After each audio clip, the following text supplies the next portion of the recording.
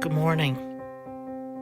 As I think about all that's happened in this fast changing and maybe life changing week, I surprisingly find myself filled with hope. Because as agonizingly incompetent as our government has been, the sheer kindness and care of people has been remarkable. All of these closures are a very tangible statement of, I love you. The cancellations are a reminder that sometimes people matter more than profit. And the self-imposed isolation are incredible acts of kindness. So my conclusion, we've got this. I'm not saying at all that coronavirus won't spread. It will. But how we respond and how we are responding matters so much. Suddenly, for the first time I can think of, all of us realize that it's our job to keep all of us alive, best we know how. I read to you some weeks ago a prayer by Reverend Teresa Ine Soto, and it included those words, all of us need all of us to survive. And we do. All of us need all of us to survive. And in this country of me, this is the most towards we I've ever seen us go. Not just in our family units, not just in our faith community, and not just even in South County. We get that this is a wildfire and that we need to move its kindling, us, out of the way.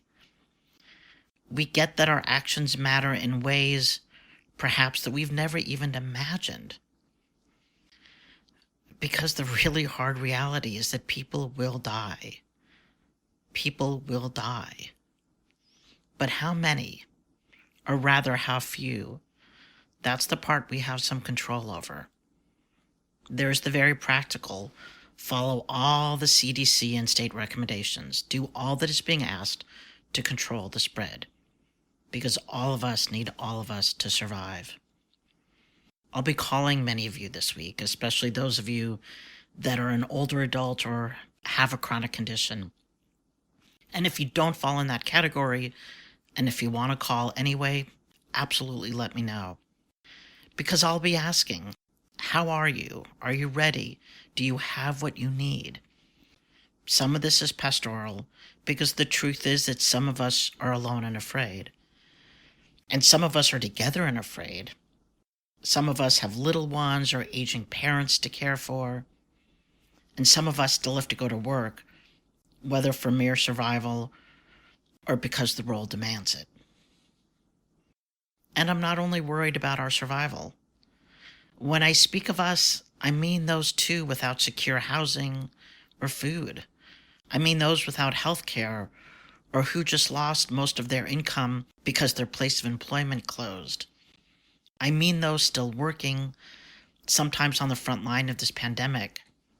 I mean those imprisoned without any appropriate means of hand washing and sanitation, and those who will be last in the line for health care. I mean all of us. All of us need all of us to survive. This pandemic, it will change us irrevocably. But it can change us. It can change the crazy course this country has been on. It can change us for the better. Because this uninvited guest, this unwanted visitor, it reminds us of our shared humanity. And don't misunderstand me.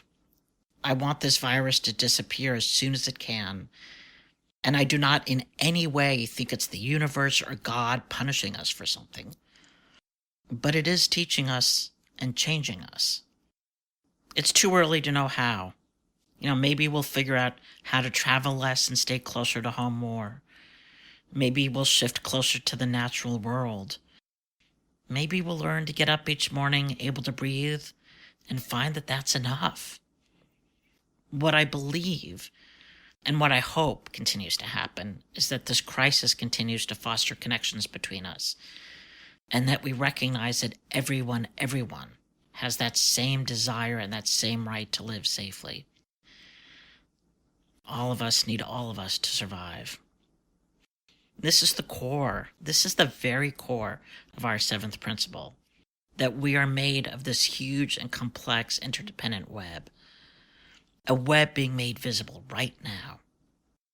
So when you're at home wondering, what do I do with this time or with my anxiety? Send love to that web.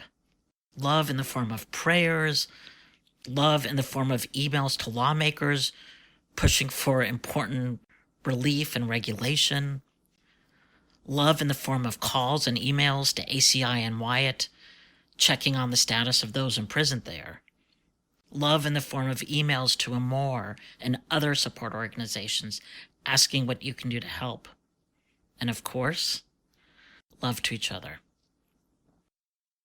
I keep hearing our shared hymn, Love Will Guide Us, on a loop tape in my head, and these are the words that I want to remind you of. Love will guide us. Peace has tried us. Hope inside us will lead the way. On the road from greed to giving, love will guide us through the hard night. And then the very last line, this is the one I need you to hold on to. You can change the world with your love. Let love continue to guide us through these times which test and teach us. May all be safe, and may all know love. Blessed be.